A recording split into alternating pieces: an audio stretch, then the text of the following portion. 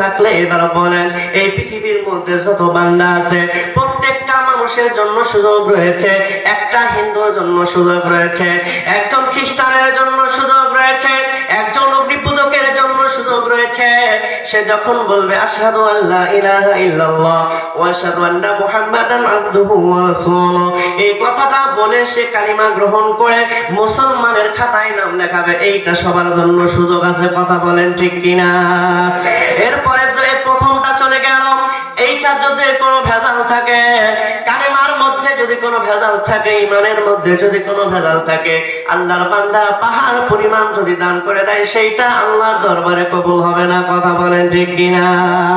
এইবার মুসলমান বুঝেন, যখন আমি সাক্ষ্য দিয়ে দিলাম আল্লাহ হলো আমার মালিক, আল্লাহ হলো আমার স্রষ্টা, আমি যখন সাক্ষ্য দিয়ে দিলাম আল্লাহ আমার মালিক, আল্লাহ আমাকে সৃষ্টি করেছেন, আমার নবী তিনি হলেন আল্লাহর বান্দা এবং রাসূল, এই কথা যখন আমরা ঘোষণা দিয়ে দিলাম, তখন আর যে চারটা বিধান রয়েছে, এই চারটা বিধানের মধ্যে দুইটা বিধান সবার জন্য ফরজ নয়।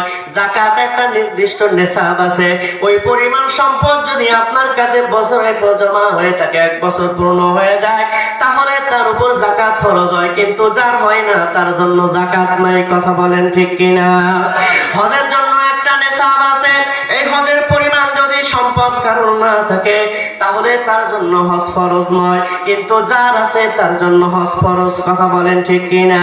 কিন্তু দুইটা বিষয় আছে, নামাজ এবং রোজা, এইটা ধনীর উপরে যেমন ফরজ, এইটা টাকা গোনার উপরে যেমন ফরজ, এইটা এলাকার সর্বশ্রেষ্ঠ ব্যক্তির জন্য যেমন ফরজ, এলাকার সর্বনিম্ন সবচেয়ে গরিব ব্যক্তির উপরেও নামাজ এবং রোজা ফরজ, ঠিক কিনা?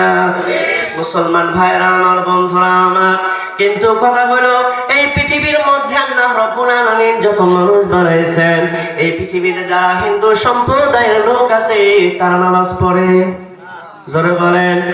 যত খ্রিস্টান আছে তারা সবাই নামাজ পড়ে, যত বৌদ্ধ আছে তারা সবাই নামাজ পড়ে, কিন্তু যত মুসলমান আছে, সবচেয়ে বড় দুঃখের বিষয় হলো মুসলমানরাও নামাজ আদায় করে না, ঠিক কিনা?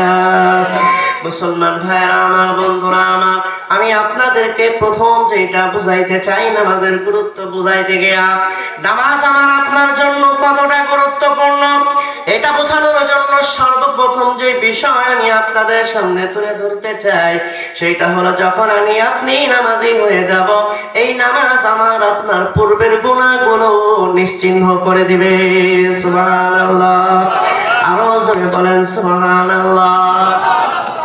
মুসলমান ভাইরা আমার, বন্ধুরা আমার, আল্লাহর নবীর সাহাবী হযরত আবু হুরায়রা রাদিয়াল্লাহু তাআলা আনহু তিনি বলতেছেন, আল্লাহর নবী একটা হাদিস বর্ণনা করেছেন, আমার আপনার নবীজির কাছ থেকে একটা হাদিস বর্ণনা করেছেন। হাদিসটা শুনবেন, কে কে দুহাত তুলে একবার আল্লাহকে দেখান। নারায়ে তাকবীর। আল কোরআনের আলো, আল হাদিসের আলো, জিকির করি লা ইলাহা ইল্লাল্লাহ,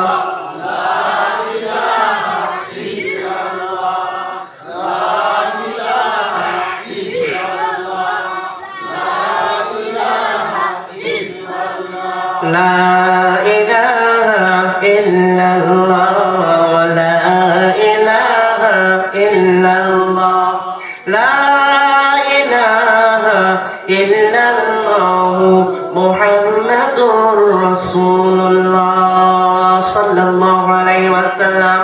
মুসলমান ভাইরা আমার, বন্ধুরা আমার, আল্লাহর নবীর সাহাবী হযরত আবু হুরায়রা রাদিয়াল্লাহু তাআলা আনহু আমার আপনার নবী থেকে একটা হাদিস বর্ণনা করেন।